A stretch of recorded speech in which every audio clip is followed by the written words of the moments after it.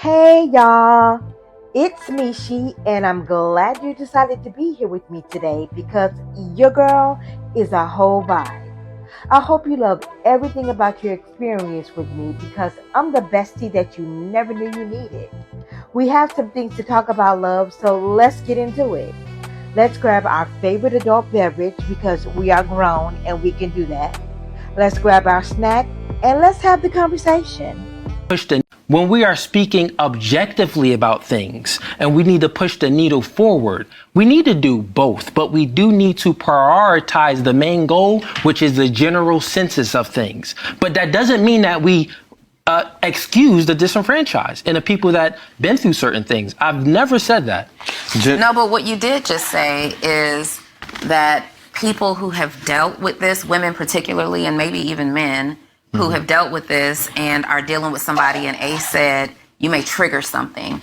Your response to that was just so callous. You said out of your own mouth, well, that just means you're weak. You've exposed a weakness. That's exactly I said that what it you is said. a weakness. You and said, let me explain why I think it is. Can I speak? I'll give you a chance. Because what's happening in a lot of these conversations is that you particularly, but a lot of people, are speaking to prove a point. You consistently say things like, you're proving my point.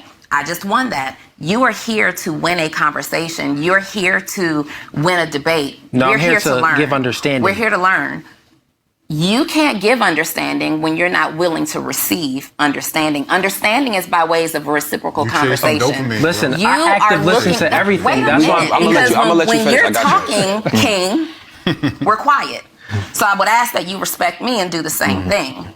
When you are speaking, you are looking to bring a point home. You want to capture the attention of the audience and everybody else around you. And the rhetoric that you're speaking of is so dangerous. It's so ignorant and it's so dangerous. You've got people out here, whether there are victims or people out here who have lied, there are people out here that are going through something real. There are people out here that are going through that are 1 foot away from jumping off of the next bridge because of people like you. There are women that are prepared to walk into any police station and tell somebody what happened to them, and then they hear the callous demeanor of a person like you that's sitting over there with this ridiculous smirk on your face like something is funny when we're talking about the abuse of a woman.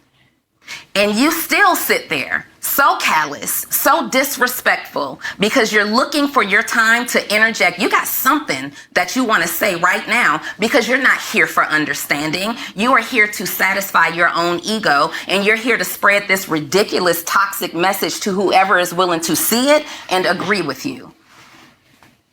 Thank you. Appreciate it. You're welcome. I was thanking him. You're welcoming you. But anyways, in regards to everything that you said, you're false, you're wrong. It doesn't make sense. It's not There's your anything moment. that I embody. There's so your that is moment. false. There's your moment. But anyways, let me say what I wanted to say. And when I'm speaking on weakness, right?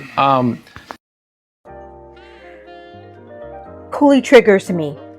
I'm not going to even hold you guys. He triggers me because I went through a experience of life that I very rarely speak of because it's something that I feel would have drove a huge wedge between my family, and I didn't want to do that. There was somebody that I don't see that was part of my family, that I don't associate with, who's not part of our family any longer, so I don't worry about him. That it's lucky that I did not involve my father in the situation, because I can promise you this: he would not be walking topside of this earth right now if I had involved my father in that situation. It was a one-time situation, but it happened. But with Coolie, if I would have talked about this situation and not explained that I didn't tell my protective father why I didn't tell my hero, who was my father, who was my protector, who shielded me from all, who made sure nothing happened to me, that something actually did happen to me on his watch, and that it was something he was unable to protect me from this one time, and this man was to tell me that he does not believe something that I said, I know that I would be in DeKalb County Jail. I would be locked away somewhere. I would be locked away. Because who are you to tell me and to negate my experience that I've had and that I had in life, and tell me that something that I experienced that was so traumatizing to me that I to this day won't talk about it and tell my family exactly what happened, that I am not telling the truth. Who are you to sit there on that couch and tell your colleagues and people that you are friends with, or people that you know personally, men and women, that they are lying about their situation? Who are you? Who are you? This man is the biggest hypocrite I have ever seen, and he is damaging. He is damaging, and he needs to be away from that platform. I think tonight's conversation is such a good platform because it gives men and women an opportunity in our community to talk and to hash things out and to give their sides of things and talk about their sides of things. But when you have people like Coolie, who are damaging individuals on that couch, able to speak and talk freely and being able to voice their opinion on things and being able to give their input on things, and their input is so harmful to the community. It just does nobody any good. If you would have seen this segment and seen that he had the male host Ace metaphor in tears, because it was like he was sitting there and telling Ace that he did not believe him. He did not believe his experience and that he was lying. It's mind blowing. I am in tears for myself. I am in tears for Ace, because I just cannot believe that somebody could be so callous. He does not deserve a seat at the table.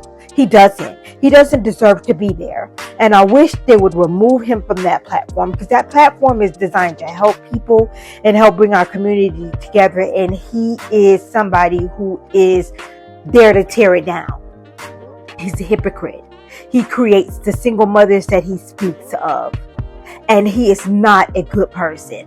And he feels because he is 6'4" and he makes a certain amount of money that he deserves to say the things that he does and do the things that he does, but he does not. He is a devil. He is the worst. He is a wolf in sheep's clothing, and he is not anybody that you should have in your circle. If they say one bad apple spoils the bunch, then that is who they're talking about when they say that. He is the worst kind. He is the worst kind, and he is not anybody that anyone should have allowed on their platform, because he is just poison. He is poison. It's poison. I can't do it. So we talked, and a time was had by all. I definitely appreciate you taking the time to be here with me today. Make sure that you subscribe, because you know that's free. Like, and make sure you share this with all your friends. Go out into the world, do good things, and be good people. And until next time, I'm out. Peace.